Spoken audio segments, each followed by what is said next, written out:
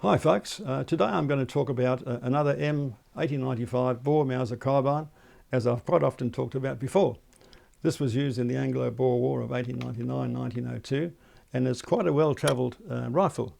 It's got a bit of a sad story on two notes which I'll explain a bit later. But briefly, this rifle was obviously ordered by the ZAR or the Transvaal from Germany, from Mauser. It was delivered to South Africa. It was issued to a burgher. His name was Van Deventer. It was used during the Boer War. The gentleman was captured. It was captured by an Australian officer. It ended up in England, and in 2011 finally made its way back to Australia. So that very briefly is the round trip story of this particular rifle. Now, like many of the rifles that I've discussed before, this has got the burgher's name very neatly carved onto the butt, onto the right hand side of the butt. On the opposite side, it's also got a floral decoration with a heart in the middle, and quite a few Boer rifles have decorations that incorporate a heart. And those guys that have got my books will see this quite often on some of the Boer rifles. Now, the name on this rifle is G.D. Van Deventer, or Van Deventer in Dutch. Now, it's a little lowercase g, a big D and a big V, and then Deventer, and the V stands for Van. So it's G.D. Van Deventer. Now I've had a look and I've been through the medal rolls, I've been through the POW rolls, etc. And I've come up with two possible contenders. Now the first guy, which I think is the most likely fellow, is a gentleman called, or a burgher called, Gert Daniel Van Deventer. He was 25 years old. He came from the farm 8 Cake in the Pretoria district. Now cake is not cake as in eating a cake in English. 8 Cake basically means lookout, so that was the name of his farm. He said he was captured on the 23rd of October 1900 and sent to a prisoner of war camp in Ceylon. Now I had a look at this, and after the war, the burghers, quite some years after the war, were allowed to enrol in a League of Veterans. By doing that, they could actually claim a small pension. Now this fellow did just that, and he's listed in the League of Veterans. His name is Gerrit Daniel, instead of being Gert, which was an abbreviation. Gerrit Daniel Van Deventer. He checks out with his age, born in 1875, and he said he was 25, 26 when he was captured. He said he was sent to Ceylon as a POW camp, to a POW camp in Ceylon, I beg your pardon. And he also says that the name of his farm was Nzreeds. Now the first time he said 8 Cake, this time he says Nzreeds. Very, very similar meaning in Dutch. He said he fought for Commandant Stoffel Badenhorst. Now the only discrepancy is that he possibly was getting a bit older, but initially he said he was captured, or the British roll said he was captured in October 1900, and when he was an older man he said he was captured in 1901, November 1901, so he's 12 months out. But based on the evidence of the two, I'm quite sure he was the gentleman. So as mentioned, looking through the POW rolls, I've come up with two people, potential contenders, that may have been the owner of this rifle and had the same initials, G.D. Van Deventer. Now the other fellow, his name was George Diedrich Van Deventer. He was 5 years old. Yes, repeat, 5 years old. He was captured at the Battle of Paardeberg. Now we discussed this once before in a previous video. There was a fierce battle, 10-day battle, and a huge bombardment when Lord Roberts surrounded the Boer General Cronje. After 10 days they surrendered. A few days prior to the actual surrender of Cronje, Lord Roberts found out that there were actually women and children in the laager. Now this seems a bit strange, but not all the Boers, but certainly in the beginning of the war, some of the Boers would take their families on commando with them. It's hard to believe going to war on a wagon with your wife and 2 or 3 kids, but this certainly did happen. They also took along possibly a milking cow and a few other goats and sheep or whatever. But this poor kid would have endured 10 days of ferocious artillery bombardment, and obviously was probably there with his father. He was captured on the 27th of February 1900 and sent to a POW camp. So it wasn't a case of, you poor little boy, you naughty boy, you can go home and live with your auntie. It was a case of you spend the next 2 years in a POW camp. So that really is quite a sad story. I'm quite sure he wasn't the man who owned this rifle, but there he is, he's got the same initials. So that's basically the Boer side of the story. Now the other person involved with this rifle is a very interesting gentleman. He was quite a character. His name was Archibald William Butterworth. Now he was born in Ireland. He grew up, and at the age of 15 he went to sea. He became an apprentice on a windjammer sailing ship and spent 4 years sailing around the world. He did that and went to many ports all over the world, and finally went back to the UK. In 1885, beg your pardon, he and his brother David both decided to try their fortunes in Australia. So they boarded a steamer in October 1885, and it took them 2 months to sail to Brisbane. They arrived in December 1885. Well, what he did was what a lot of young men did when they went to Australia.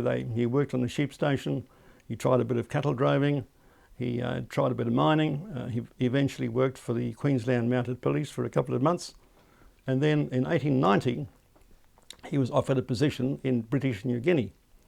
Now, in those days, British New Guinea was a pretty wild place. He was given the rank of Commandant of the Native Constabulary. And while he was in New Guinea, he led an expedition into cannibal and headhunting country. Now, you people who know about New Guinea, there's a lot of medieval forest there, dense jungle. A lot of the native tribes in those areas had never seen a white man. So that's really quite remarkable. He did this expedition, did very well, came back, made a name for himself, and in 1900 returned to Brisbane. When Archibald arrived in Brisbane in 1900, as I said, he found great excitement because the Boer War had broken out and men were being enlisted, or men were enlisting into the Queensland Imperial Bushmen and being sent over to help the mother country. So without further ado, our friend Archibald goes along, and due to his experience in New Guinea, and I guess because of the fact that he was a get-up-and-go character, and quite a character, he was offered a commission.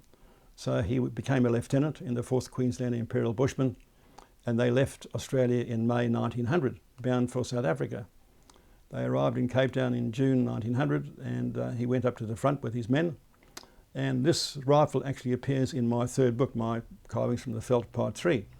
And as you will see in there, I've actually featured one page from her diary, because in later life Archibald wrote a diary, and evidently about 13 pages are dedicated to the Boer War, only one of which unfortunately I have. But I featured that in my book, and he talks about going out on patrol, meeting the Boers. His sergeant was killed, then they repelled the Boer attack, etc., etc. So quite interesting reading. So briefly, he spends a year in South Africa, as they all did. And then I guess because he came from the United Kingdom originally, instead of going back to Australia, he went back to the UK. When he went back to the UK, he met and married a young lady and went on to have 7 children, 5 of whom survived childhood. He then decided not to go back to Australia, but to head back to Africa. But instead of South Africa, he decided to go to West Africa. He ends up as an inspector in Lagos in West Africa. And after a few years, he was appointed a district commissioner. Now, while he was there in Nigeria, West Africa, he took part in another expedition against African tribes. And in 1914, when the First World War broke out, he was once again involved in a small campaign against the Germans in Cameroon. A small country in Africa, which eventually the Germans lost. So that was the case. He became a district commissioner, as I said, in Nigeria, and spent many years going backwards to the UK and then back to Nigeria, etc. He was also known as a big game hunter, and at some stage, evidently, his father was an officer in the Scots Guards. And when he retired, he also went out to either Australia and or West Africa, where Archibald was. So at the end of the day, he retired in 1922, went back to the Isle of Wight and wrote his memoirs, which is about a 250-page diary, which unfortunately I don't have. Now, Archibald, as I said, brought this rifle back to the UK as a war trophy. At some stage, his son asked his father if he could have this Mauser rifle, which obviously his dad, I presume, agreed to do. Now, what he did, or tried to do, was to modify this rifle. Now, over my years of shooting and collecting, I've come across several gunsmiths who do an excellent job. They get a rifle, they take the barrel out, they make a new stock, they add a pistol grip, put a scope on, etc. I had a friend of mine who used to take a Martini Action and build up a rifle with a new stock, etc. Now, to my mind, that's all fine. But when you've got a rifle like this, which has been personalised, I believe it's a case of don't mess with history. I don't believe that this should have happened, but what he did do, this is Archibald's son. As you can see here, he's changed the shape of the comb He's cut this back, he's changed the shape of the wrist here. He's added a small semi-pistol grip at the bottom here, and he didn't do a particularly good job. But in so doing, unfortunately, he's messed with a little bit of the carving here. So he didn't do a particularly good job. And also, because he put a scope on the rifle, he's also cut away part of the top handguard here, which is a great pity. When I was, by the way, I got this rifle from the family, which was very good of them. When I first saw the rifle, it had another barrel fitted. The old Mauser barrel had been taken out. It had been cut back to the mid-barrel band and slightly less. And as I said, the whole shape had been changed. So when I got this rifle, and I must thank a gentleman called Chris Smith, who's a gun dealer in Colchester, UK. He went to all sorts of trouble trying to get this gun exported from the UK to Australia. And we had no end of trouble. Now, eventually, we took the barrel, well, Chris took the barrel out, and he shipped just the actual wooden stock. And he had a devil of a job trying to convince the British authorities that this wasn't a gun. All it was a piece of wood. But eventually, we got it out to Australia. Thank you, Chris. And what I've tried to do, which I think is the right thing, is I got a Mauser, an original Mauser barrel, which is serial number B3395, which I put into the stock. I've got a bolt, a turn-down bolt, which is an original Mauser bolt. I put an original Mauser fore-end onto the front of the rifle here to try and bring it back to close to its original state. That's what I've done, and I'm quite pleased with what I've done, and I believe at least I've tried to salvage history. So at the end of the day, the story, or the moral of the story, is please don't mess with history, and I hope you enjoy the little story. Thank you.